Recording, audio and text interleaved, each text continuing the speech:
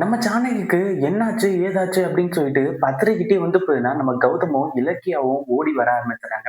அவங்க இங்க வந்து நம்ம ரேவதி கிட்ட கேட்கும்போது, என்ன நடந்துச்சு, ஏது நடந்துச்சு அப்படின்றது எல்லாத்தையுமே விசாரிக்கிறாங்க. அப்பதான் நம்ம கார்த்திக் வந்த விஷயம், அடுத்ததா வந்து போதுன்னா, கார்த்திக் வந்துட்டு ரேவதி கிட்ட வந்து அதாவது ஜானகி கிட்ட இந்த மாதிரிலாம் வந்து பேசினாங்க. அதனால ஜானகி பயங்கரமா வந்து போதுன்னா டென்ஷன் ஆகி, கடைசியில ஹார்ட் அட்டாக் வந்துடுச்சு அப்படின்ற மாதிரி விஷயத்த சொல்ல ஆரம்பிக்கிறாங்க.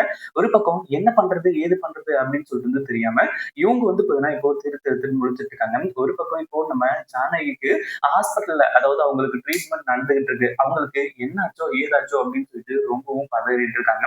அடுத்ததா டாக்டர் வெளிய வராங்க. வெளிய வந்ததுக்கு அப்புறமா நம்ம கௌதம் வந்துட்டு என் ஜானுக்கு ஒண்ணும் ஆகலல்ல, அவங்களுக்கு எந்த ஒரு ஆபத்தும் இல்லல்ல அப்படின்ற மாதிரி வந்து கேட்கும்போது, அவங்களுக்கு வந்து பாத்தீங்கன்னா என்னாச்சு, அது மட்டும் இல்லாம அவங்களுக்கு ஹார்ட் அட்டாக் வந்திருக்கு அப்படின்ற ஒரு விஷயத்த சொல்லாம தராங்க. இத கேட்டதும் கௌதம்க்கு பயங்கரமான அதிர்ச்சி. ஏன்னா முன்னாடியே ஒரு ஹார்ட் அட்டாக் வந்துச்சு. அப்பவே சொன்னாங்க, இது ஃபர்ஸ்ட் அட்டாக்கு. இன்னொரு முறை அட்டாக் வராம பார்த்துக்கோங்க அப்படின்ற மாரி சொல்லியிருந்தாங்க. ஆனா இப்போ எவ்வளவு பெரிய கலவரம் நடந்துச்சு. இது எல்லாத்தையும் தாண்டி இப்போ மறுபடியும் அட்டாக் வந்திருக்கு அப்படின்றது மிகப்பெரிய அதிர்ச்சியா இருக்கு. நம்ம இலக்கியா இருந்துட்டு ஜானகி அத்தைக்கு ஒண்ணும் ஆகலல்ல. அவங்க இப்போ சேஃபா தானே இருக்காங்க அப்படின்ற மாரி கேட்கும்போது, இப்போதைக்கு அவங்க சேஃபா தான் இருக்காங்க. இன்னும் கொஞ்ச நேரத்துல கண் மூடி வச்சுருவாங்க. அதுல எந்த ஒரு பிரச்சனையும் கிடையாது.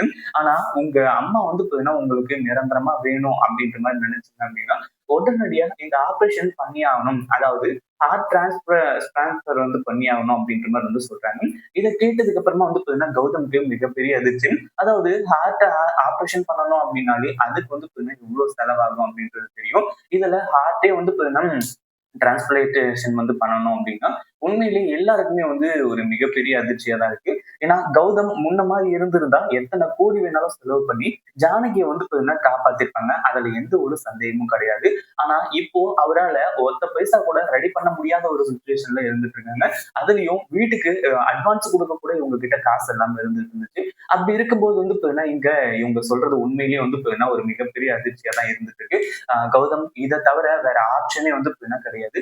கண்டிப்பா உங்க அம்மாவை நீங்க காப்பாத்தியே ஆகணும் அப்படின்னா இந்த ஒரு விஷயத்த பண்ணிதான் ஆகணும். ஆபரேஷன் பண்றது கூட அந்த அளவுக்கு பலன் அளிக்குமா இல்லையா அப்படின்றது தெரியல. அவங்க ஹார்ட் ரொம்பவே வீக்கா இருக்கு. ஏன்னா அவங்க வந்து பாத்தீங்கன்னா மனசுக்குள்ள நிறைய விஷயங்களை போட்டு பயங்கரமா வந்து பாத்தீங்கன்னா வருத்தப்பட்டு இருக்காங்க.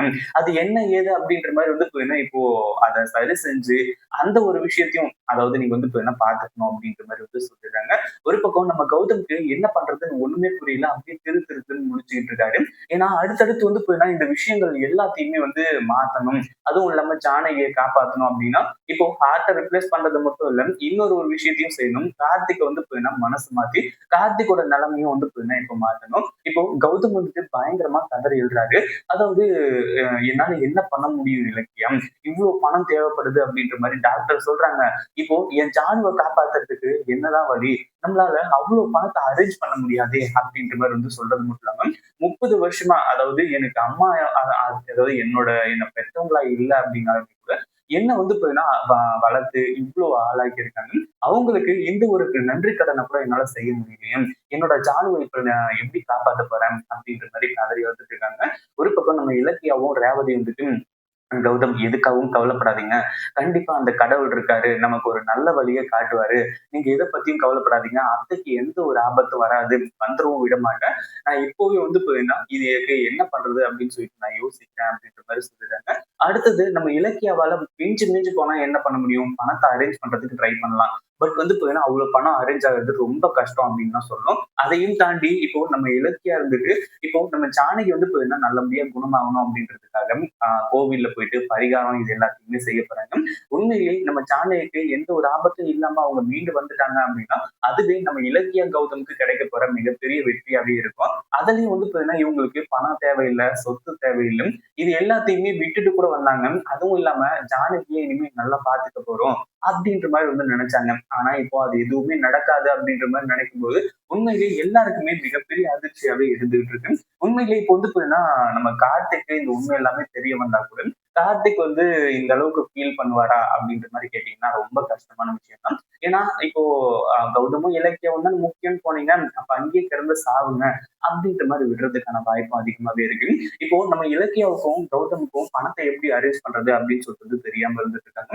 ஏற்கனவே இந்த வீட்டுக்கு அட்வான்ஸ் கூட குடுக்காம, நீங்க தங்கிக்கோங்க அப்படின்ற மாரி அந்த வீட்டு ஓனர் வந்து சொல்லியிருந்தாங்க. அதிலேயே ஒரு புரியாத புதிரா இருந்துட்டு இருக்கு. யார் இவங்க? எதுக்காக நமக்கு இப்படி பண்றாங்க? அப்படின்ற மாரி வந்து சொல்லி, அதையும் தாண்டி இப்போ நம்ம இலக்கியா இருந்துட்டு, அதாவது அடுத்தடுத்து வந்து பார்த்தீங்கன்னா, என்ன பண்றது? ஏது பண்றது? அப்படின்றது எல்லாத்தையும் பார்த்துட்டு இருக்காங்க. கொஞ்ச நேரம் கழிச்சு ஜானும் வந்து பார்த்தீங்கன்னா கண் முழிச்சுறாங்க. அந்த ஒரு டைம்ல ஜானகிய பார்க்கறதுக்காக நம்ம கௌதம், இலக்கியா, ரேவதி 3 பேரும் உள்ள போயிட்டு, அவங்கள வந்து பார்த்தீங்கன்னா பார்க்க ஆரம்பிச்சுறாங்க. அந்த ஒரு டைம்ல அவங்களுக்கு என்ன ஏது அப்படின்றது எந்த ஒரு விஷயத்தையும் சொல்றது கிடையாது. ஆனா நம்ம ஜானகிக்கு நல்லாவே தெரியும் தன்னோட ஹார்ட்ல ஏதோ ப்ராப்ளம் அப்படின்ற மாதிரி சொல்லி, கௌதம், இலக்கியா எதுவா இருந்தாலும் மறைக்காம சொல்லுங்க. வழக்கத்துக்கு மாறா எனக்கு ஏதோ ஏதோ நடக்கிற மாதிரி தெரியுது. எனக்கு ஹார்ட் அட்டாக் தானே வந்துச்சு அப்படின்ற மாதிரி வந்து கேட்க ஆரம்பிச்சாங்க. கடைசியா நம்ம ஜானகி இருந்துட்டு, இங்க பாரு கௌதம், நீ வந்து பார்த்தீங்கன்னா என்ன பண்ணுவியோ ஏது பண்ணுவியோ அந்த அஞ்சலி கிட்ட இருந்து முதல்ல கார்த்திக் வந்து பார்த்தீங்கன்னா எப்படியாச்சும் காப்பாத்து. கார்த்திக் உன்னை ஏமாத்திட்டான் அப்படின்றதுனால அவன வந்து பார்த்தீங்கன்னா நீ விட்டுறாத. அஞ்சலி கண்டிப்பா வந்து பார்த்தீங்கன்னா ரொம்ப மோசமானவ. அவன அதாவது கார்த்திக்க காப்பாத்தி அஞ்சலிய வந்து பார்த்தீங்கன்னா அவன்கிட்ட இருந்து பிரிச்சிரு. அதுதான் வந்து பார்த்தீங்கன்னா நீ செய்யற எனக்கு நல்லது. எனக்கு நீ நீ செய்யற நன்றி கடன். இவ்வளவு பணம் ஆகுது அப்படின்ற மாதிரி டாக்டர் சொன்னதா சொல்றீங்க. இதுக்கு மேலேயும் வந்து பார்த்தீங்கன்னா நான் உயிரோட வாழ்ந்து என்ன பிரயோஜனம்? எந்த ஒரு பிரயோஜனமும் கிடையாது. அதே மாதிரி நீங்க 2 பேரும் சந்தோஷமா 2 பேரும் வந்து பார்த்தீங்கன்னா, அண்ணன் தம்பியா வந்து பார்த்தீங்கன்னா வாழ்ந்தீங்க அப்படின்னா, அதுவே நீ எனக்கு செய்ற நன்றி கடனா இருக்கும். அதுக்காக நீ பணத்த அரேஞ்ச் பண்ணி என்னோட உயிர காப்பாத்து அப்படின்ற மாரி நான் சொல்லல. இந்த ஒரு விஷயத்த மட்டும் நீ செய்யணும். எப்படியாச்சும் கார்த்திக்கோட மனச மாத்துங்க. கார்த்திக்குக்கு உண்மை என்ன அப்படின்ற ஒரு விஷயத்த புரிய வைங்க. அப்பதான் வந்து பார்த்தீங்கன்னா, கார்த்திக் வந்து எல்லாத்தையுமே புரிஞ்சுகிட்டு, அண்ணன் அப்படின்னு சொல்லிட்டு உன் கூட ஓடி வருவான். அண்ணின்னு சொல்லிட்டு இலக்கிய கூட ஓடி வருவான். அப்படின்ற மாரி வந்து சொல்ல ஆரம்பிச்சாங்க. நம்ம ஜானகிக்கு இருக்கிறது நியாயமான ஒண்ணுதான். அதே மாதிரி நம்ம ரேவதி இருந்துட்டு ஜானகிய இப்போ கட்டிப்பிடிச்சு கதறி எழ ஆரம்பிச்சுறாங்க. ஜானகி எனக்கு அப்புறமா என் மகன நீ தான் நல்லா பார்த்துக்கிட்ட. நான் பெத்ததோட சரி, நீ தான் என் மகன நல்லபடியா வளர்த்த. அவ்வளவுதான். இதுக்கப்புறம் வந்து பார்த்தீங்கன்னா, கௌதம் கூட கொஞ்ச நாள் வாழலாம் அப்படின்ற மாரி நினைச்சேன். ஆனா அந்த கடவுள் எனக்கு வந்து பார்த்தீங்கன்னா, அந்த குடுப்பினைய குடுக்கல. அதே மாதிரி நான் போனதுக்கு அப்புறமா கௌதம நீ நல்லபடியா பார்த்துக்குவ. அவன் வந்து பார்த்தீங்கன்னா, அவனுக்கும் இலக்கியாவுக்கும் பிறக்க போற அதாவது பேர குழந்தைய நல்லபடியா வந்து பார்த்தீங்கன்னா, நீ எடுத்து வளர்ப்ப. கௌதம எப்படி வளர்த்தியோ, அதே மாதிரி எனக்கு பொறக்க போற அந்த பேரனையும் வந்து பார்த்தீங்கன்னா, நீ எடுத்து வளர்ப்ப. அப்படின்ற மாரி வந்து நினைச்சேன். ஆனா உனக்கு இப்படி ஒரு நிலைமை வரும் அப்படின்னு நான் எதிர்பார்க்கவே இல்ல ஜானகி. அப்படின்ற மாரி வந்து சொல்லி ரேவதி ஒரு பக்கம் கதறி அழுதுட்டு இருக்காங்க. ஒரு பக்கம் ஜானகி வந்துட்டு ரேவதி கிட்ட வந்து பார்த்தீங்கன்னா, நன்றி சொல்றது மட்டும் இல்லாம, இந்த மாரி ஒரு புள்ளைய எனக்கு குடுத்ததுக்கு நான் தான் உனக்கு நன்றி சொல்லணும். அவ்வளோ பெரிய விஷயத்த நீ செஞ்சிருக்க. இதுக்கு மேல வந்து பார்த்தீங்கன்னா, நான் எவ்வளவு நாள் உயிரோடு இருப்பேன் அப்படின்றது தெரியாது.